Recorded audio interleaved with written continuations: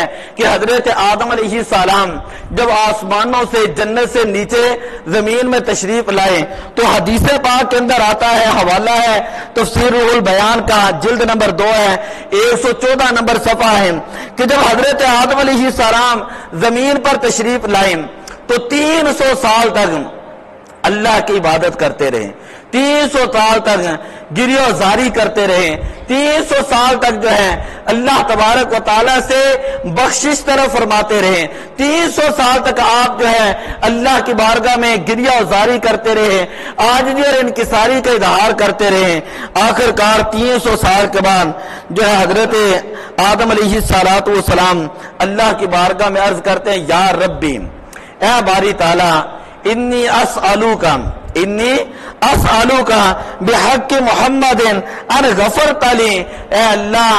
میں تجھ سے تیرے نبی کا وسیلہ پیش کرتا ہوں، تیرے نبی کا وسیلہ پیش کرتا ہوں، اے اللہ اپنے نبی کے وسیلے سے میری بخشش و مغفرت فرما، میری بخشش و مغفرت فرما۔ تو اللہ تبارک و تعالیٰ نے فرمایا، یا آدم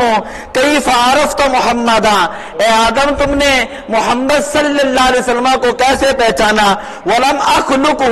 ابھی تو میں نے ان کو تخلیق بھی نہیں کیا۔ تو حضرت آدم علیہ السلام نے اللہ کی بارگاہ میں عرض کی کہ یا ربی لأنکا، اے باری تعالیٰ، لما خلقتنی بیدیک،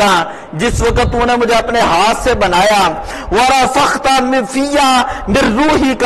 اور میرے اوپر میرے اندر اپنی روح کا چراغ پھونکا جیسے تیری شان ہے، ورفعت الرأس، اور میں نے اپنے سر کو اٹھایا، فرأیت علی قوائم العرش مکتوبا لا الہ الا اللہ محمد الرسول اللہ، تو میں نے جب سامنے دیکھا تو باری تعالیٰ تیرے عرش کے پایوں کے اوپر لا الہ الا اللہ محمد الرسول اللہ لکھا ہوا تھا، تو مجھے پتا چل گیا انک لم تضف الی اسمک الا احب الخلق الیک، کہ تیرے نام کے ساتھ اگر کسی کا نام ہے تو یہ وہی ہے جو کائنات کے اندر جو سب سے زیادہ محبوب ہے، جو سب سے زیادہ پیارا ہے۔ تو پھر آگے حدیث چلتی ہے، اللہ تبارک و تعالیٰ نے فرمایا، اے پیارے آدم یہ بات یاد رکھنا، فرشتہ تھا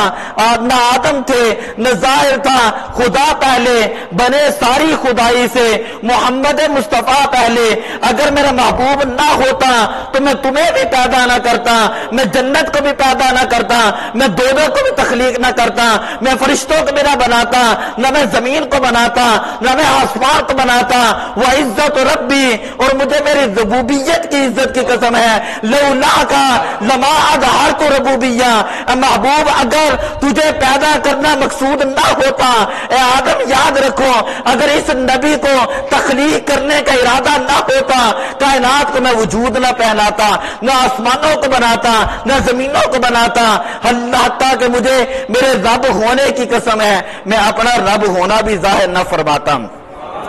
اگر حضور علیہ السلام کو میں نہ بناتا تو میں اپنا رب ہونا بھی ظاہر نہ فرماتا۔ تو حضور علیہ السلام کے صدقے سے اللہ تبارک و تعالیٰ نے حضرت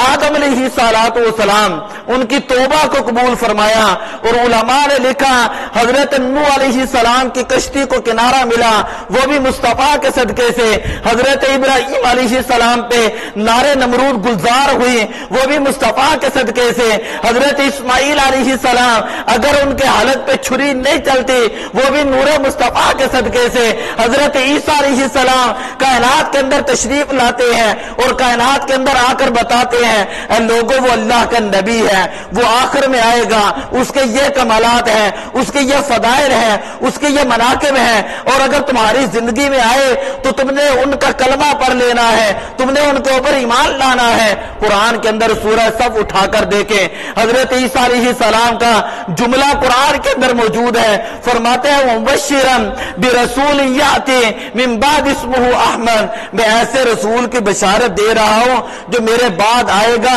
اور جس کا نام جو ہے وہ احمد ہوگا، جس کا نام احمد ہوگا۔ آپ نے جب یہ بشارت دیں، ایک حواری کھڑا ہوا، وہ کہنے لگے وہ اتنے عظیم ہیں، وہ اتنی شانوں والے ہیں، وہ اتنی برکتوں والے ہیں، اتنے معجزات والے ہیں، وہ تو آپ سے بھی افضل ہیں۔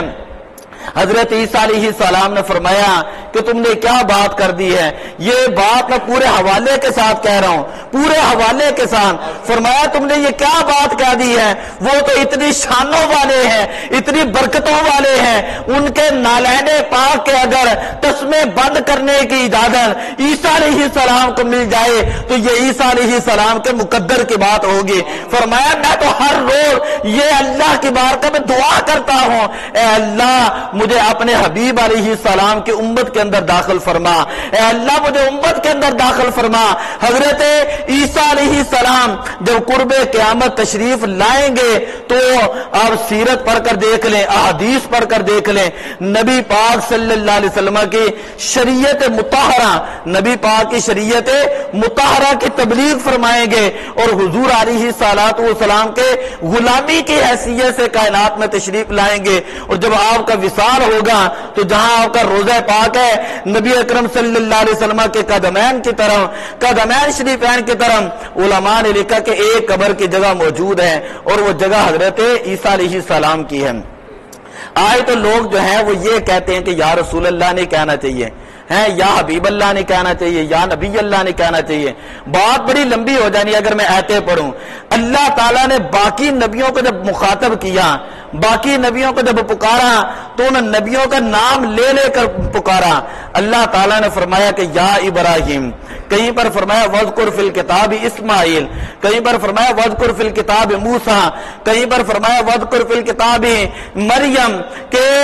کتاب کے اندر، قرآن کے اندر کبھی موسیٰ علیہ السلام کا واقعہ پڑھیں، کبھی عیسیٰ علیہ السلام کا واقعہ پڑھیں، کبھی ابراہیم علیہ السلام کا واقعہ پڑھیں، کبھی آدم علیہ السلام کا تذکرہ پڑھیں، الم تری کیف فعل ربک باصحاب الفیل، کہ کبھی ہاتھی والوں کا واقعہ پڑھیں، کبھی موسیٰ علیہ السلام کی قوم کے اوپر عذاب نازل ہوا، وذکر فی الکتاب موسیٰ، موسیٰ علیہ السلام ان کی قوم کے احوال کو یاد کریں۔ تو اللہ تعالیٰ نے قرآن کے اندر باقی نبیوں کا جب ذکر کیا ہے نا تو ان نبیوں کا نام لے لے کر کیا ہے، جب مخاطب کیا، خطاب کیا، جب پکارا تو ان نبیوں کا نام لے کر پکارا۔ جب ہمارے پیارے نبی صلی اللہ علیہ وسلم کو مخاطب کرنے کی باری آئی تو اللہ نے قرآن کے اندر فرمایا یا ایھا الرسول، یا